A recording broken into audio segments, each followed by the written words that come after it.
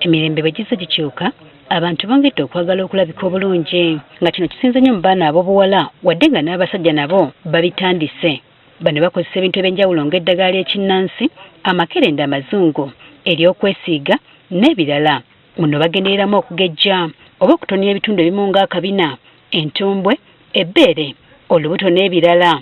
Ensangi zino bano bakozesa byuma. Dr. Dennis Captain, omukugu mu kujjanjaba ensusu okuva ku Esther Skin Therapist, atubulidde enkola ze bagoberera mu kukozesa ebyuma okugeza ebitundu by'omubiri. Mu vacuum therapy tukwata tugeze entumbwe y'omuntu ne tuteekako cap, buba bu vacuum caps ng'ebona bulaba. Obwo vacuum cap bw'obuteeka ku skin y'omuntu oba ku body bukulinga that skin, reducing muscle tension yeyo area gye tuli okukolako.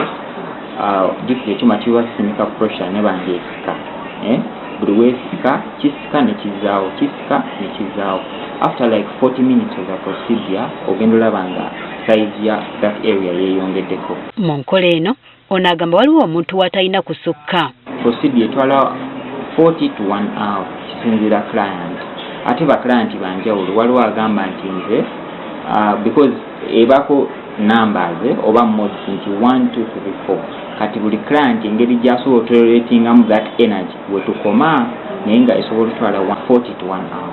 Atubudde ne bakola mu kukendeeza olubuto. Procedure z'okusala olubuto wano ze tukola esooka bagiyita wood therapy, eddako bagiyita ultrasound cavitation therapy. Ku lubuto mubamu amasavu omugaze ng'ayagala kusala amasavu tugenda tugakuba.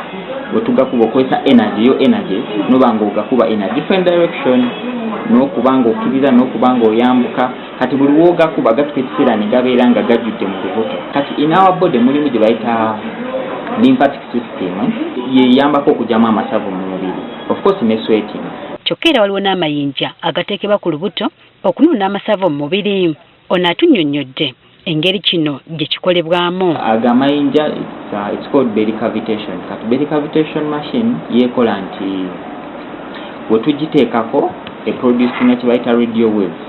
Zino radio waves ezigenda ne zimenya amasavu. Bw'atunnyonnyodde ku kino ne tumubuuza ku bulabe obuyinza okuva mu nkola zino ze beeyambisa. Ekyuma kyakolebwa nti nno kikoma maybe 5, mode 5. Kati kira nti wajjanga olina olubuto lunene tuyinza okukola up to mode 4. Nitugamba nti tugenda muterako up to 4 nitugakuba. Waves ezo tezisuka ku internal organs zikoma ku masavu. Dr. Captain akkiriza nti omuntu kyafuuka tekiba kyankomeredde ng'alina okubaako amateeka g'agoberera. Wadde tumukozeeko tulina omodifyinga diet. Kubanga ekimuleese alina amasavu mu lubuto. Obviously wadde ewaka n'atandika okulya ate ebirimu amasavu, of course ajja kuba akomawo nti nno amasavu gano gakomewo. Okwongera okumanya ku nkola zino twebuuziza ku musawo omukugu Dr. Vincent Karuhanga owa Friends Polyclinic n'atutegeeza nga kino bwe kikosa leeya z'omubiri ez'omunda nga kino kiyinza okuvaako obuzibu obw'enjawulo. Ennyama yaffe eyo ebeera kangambe bye tuyita layers. Ogenda n'oyonoona layers ezo. Ate layers ezo kyezituyambamu kiri nti osanga ennyama emu ekola kintu kino, endala ekola kintu kirala. Kati bwe bwogenda n'ozigatta kati kitegeeza zigenda nga zikola ki nga zikubagana.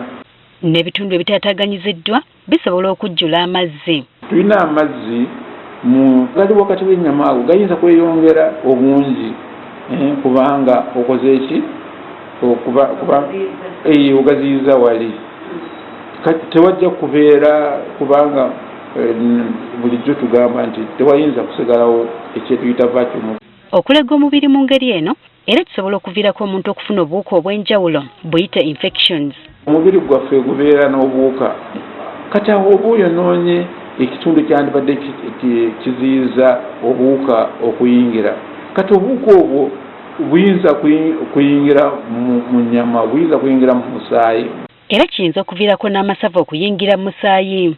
Ekikosa nnyo enkola y'omutima. Amasavu gano okugenda mu musaayi kye tuyita fat embolism gayinza okugenda ne goonoona omutima oba omuntu ayinza kufuna stroke y'akabi nnyo.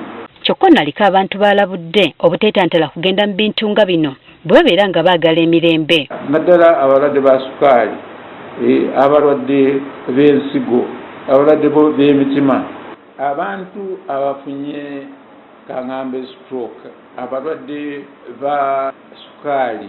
N'ab'emyaka egigenderedde abasabye okuleka ebintu eby'ekika kino kubanga byandibazaalira akabasa. Ku myaka 45-60 kigotaanya obulamu okusinga ku myaka emito. Newankubadde obulungi kwefaako, bulijjo kiba kirungi buli kyokola okukikola ng'omanya akatyabaga kuba weetyabira. Anti n'Abaganda bagamba nti ekijja omanyi kinyaga bitono, n'embulire tefa yonna.